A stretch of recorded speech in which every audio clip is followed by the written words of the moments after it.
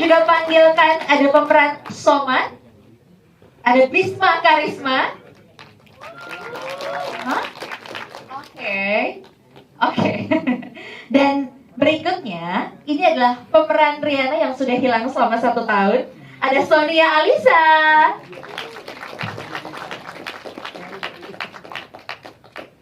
Dan yang terakhir, ini juga sebagai pemeran sekaligus sutradara dari series Doa Mengancam, ada Mas Hanung Bramantio. Congratulations, Mas.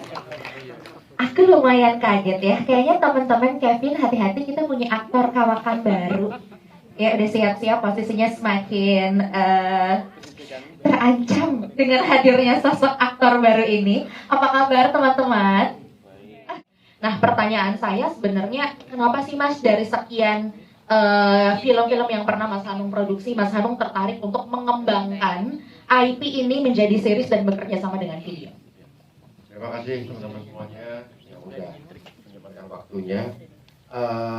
Sebetulnya ini bukan saya sutradaranya, saya sutradara mungkin sangat hands on banget gitu kan. Tapi kalau di series itu sutradara itu betul-betul membantu si produser dan sebenarnya lebih ke showrunner ya. Showrunner betul. Pemilik, jadi dia pemilik ide gagasan. Ya kalau di film sih sebenarnya sutradara. Betul, iya. Di sini istilahnya sebenarnya showrunner. Kalau istilah showrunner itu kan sebenarnya tidak belum familiar, betul. Nah itu makanya saya mencantumkannya series by Hanung Bramantio. Tapi sutradaranya directed by Seno Aji Julius. Seno Aji Julius gitu. Nah judulnya itu tolong bikinkan Mas Hanung punya cerita religi nggak? Jadi udah dipatok gitu. Oke. Udah punya cerita religi nggak gitu kan? Kayak saya kan kalau yang namanya religi itu kan pasti jilbaban, gitu kan. Terus ada poligami itu pastilah, ya kan.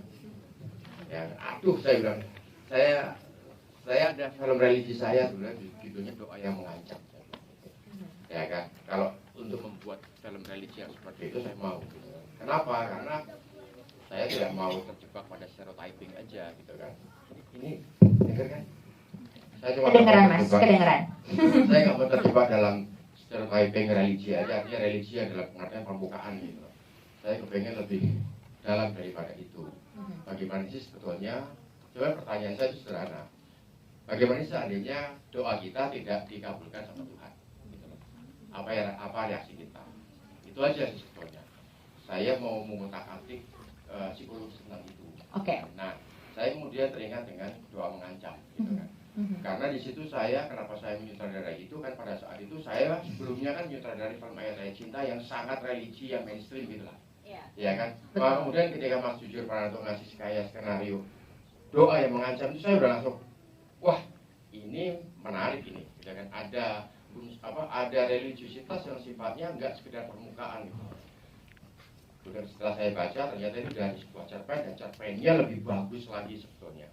Ngomongin tentang gugatan terhadap sesuatu yang lebih besar dari manusia sendiri gitu kan. Jadi lebih kepada mempertanyakan keyakinan gitu. Sebenarnya kita hidup di dunia ini tuh katanya ada guidance-nya gitu kan. Nah, ketika kita minta sesuatu pada guidance kita gitu kan.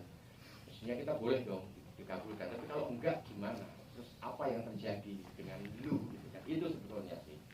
Nah, akhirnya ini yang kemudian saya mau menyutradari pada saat itu Doa Yang Mengancam. Cuma saya merasa bahwa film Doa Yang Mengancam itu kurang besar aja, maksudnya kurang lebar ininya kanvasnya gitu kan. Nah, akhirnya kemudian mendapatkan kesempatan untuk membuat seriesnya. Nah, ini saatnya saya mencoba untuk membuat ini menjadi lebar gitu kan.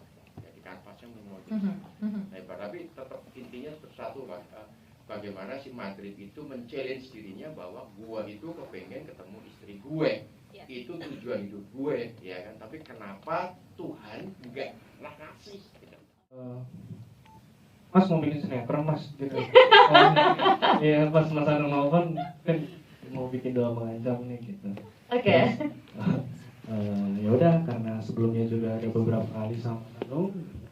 Aku juga dulu kebetulan pertama kali main film jadi pemeran utama tuh juga yang ngajak Mas Hanung. Oke. Ya udah akhirnya aku dengerin Mas Anung mau bikin apa gitu dan lain-lain, terus dikirim skenario aku baca. Dan awalnya aku nggak tahu ada film, aku dulu nggak sempat nonton. Oke. Tahun segitu belum nonton film. Iya. Jadinya terus tanya sama Mas Anung apakah perlu ditonton. Gitu. Ternyata beda kok Vin, nggak nyambung gitu. Cuman garis besarnya aja. Ya udah akhirnya aku nggak nonton. Tapi membaca skenarionya dan mengetahui gaya sutradara Mas Anung, ya aku udah kebayang aja ini bakal jadinya kayak gimana. Dan ini ya hasilnya ini. Gitu. Kalau pengalaman di lokasi syuting pastinya seseru itu karena lokasinya juga di Jogja yang banyak banget kenangan dan banyak banget momen indah kalau setiap syuting di Jogja. Terus kalau lihat di episode pertama kan rumahnya Madin tuh benar-benar unik banget ya. Itu tuh kita benar-benar syuting di salah satu perumahan yang memang akses jalannya tuh harus lumayan challenging ya. turunan tanjakan, terus cuacanya juga kebetulan lagi panas di situ, jadi ya aku benar-benar merasakan jadi orang setempat sana gitu. Terus syuting sama Kevin ya harus berperan menjadi suami istri. Gimana bangun chemistry-nya? Aslinya berantem terus, jadi itu tantangan juga buat aku sama Kevin pastinya. Dan apa ya, seneng sih syuting Doa Mengancam karena ceritanya unik. Sama aku bareng sama Mas Hanung, seneng banget pas dikasih tahu gitu, ini ada judulnya Mas Hanung, waduh. Oke.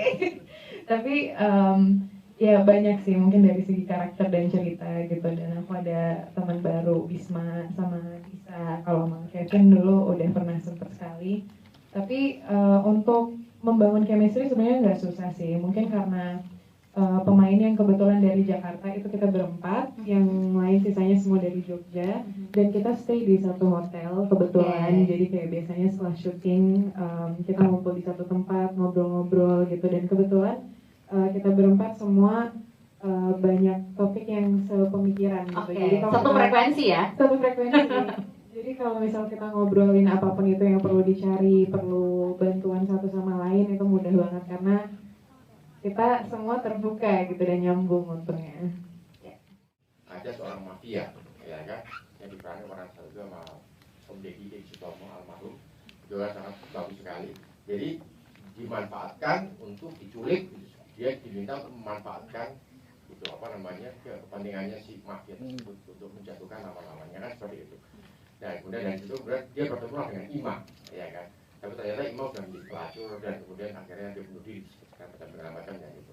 Nah tadinya kita memang mau arah ke sana gitu. Terus kita mikir, wah kok gelap banget ya gitu. Tiba-tiba episode 1 hilang, ketemu jadi pelacur, terus kemudian bunuh diri di depan gitu. Waduh gitu kan. Dark ya, openingnya udah very dark.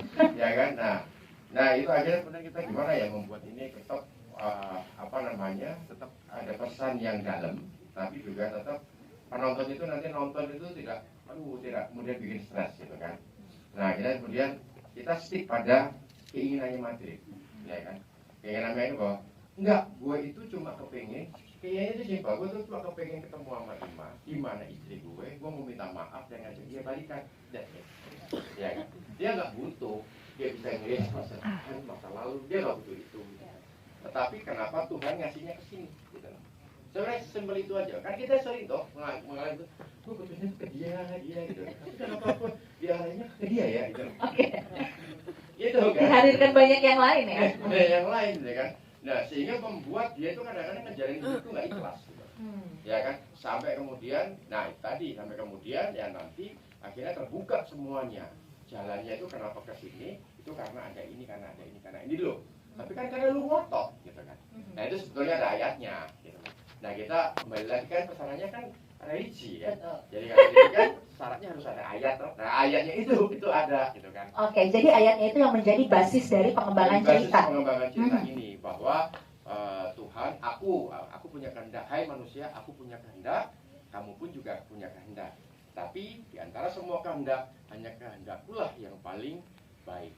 Wala yakunu illa ma'urid, kan gitu ya. Udah keluar ayatnya. Beda banget.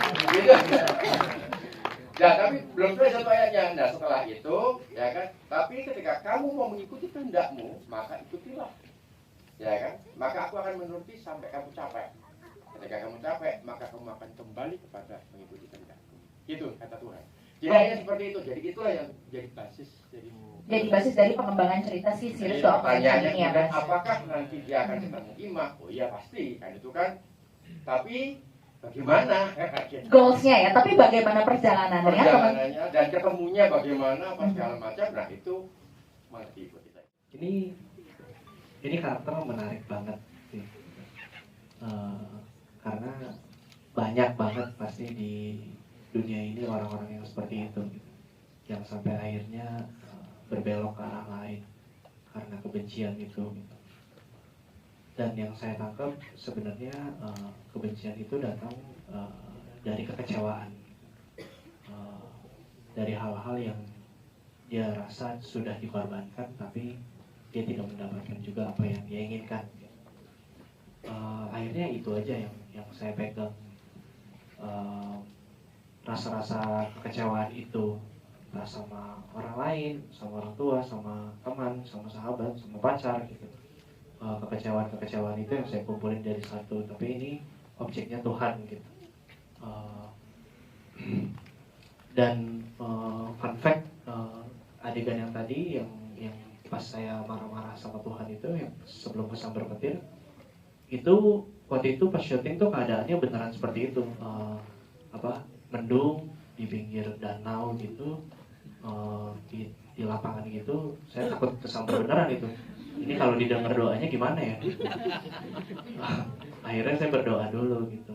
Saya bilang, saya ngobrol gitu sama Tuhan bahwa ini kami buat ini untuk orang-orang yang membencimu gitu, agar mereka tahu gitu bahwa ini adalah perbuatan yang tidak benar gitu. Jadi ya yang kayak gitu-gitu aja sih yang diperhatiin. Karena kalau mau benci sama Tuhan beneran kan nggak tahu caranya gimana gitu. Terima kasih. Kita pengen menciptakan sebuah karakter yang kontradiksi, ya kan? Karena sebenarnya semua karakter yang ada di sini saya tidak pengen itu, saya tidak mau terjebak pada stereotype, ya kan? Saya kayak Lisa gitu kan, selalu kan bermain menjadi orang baik, gitu kan, ya kan? Nah tiba-tiba gimana caranya orang melihat di Lisa itu kelihatannya orang baik, tapi ternyata dia ninggalin suaminya, gitu kan? Ada apa ini? Ya gitu loh. Jadi saya tidak mau terjebak pada stereotyping, sehingga dengan begitu semua karakter-karakter penjahat yang ada di sini, saya juga mau stereotyping, gitu kan. Nah, pada saat Sheryl itu membaca, gitu kan dia langsung, wah ini kowe mas, bajiku, kok aku ngopo? Kamu kan figurnya kan dianggap bapak yang baik, aslinya gitu. Dengan bapak yang baik, cinta sama anak, JJ gitu kan, ya kan. Udah kamu aja yang main, sekalian ngajak anak-anak kamu gitu lah. I see. Kebetulan juga keluarganya Mas Hanung juga hadir ya. Sekali lagi kita kasih aplaus buat video original series Doa Pengancam.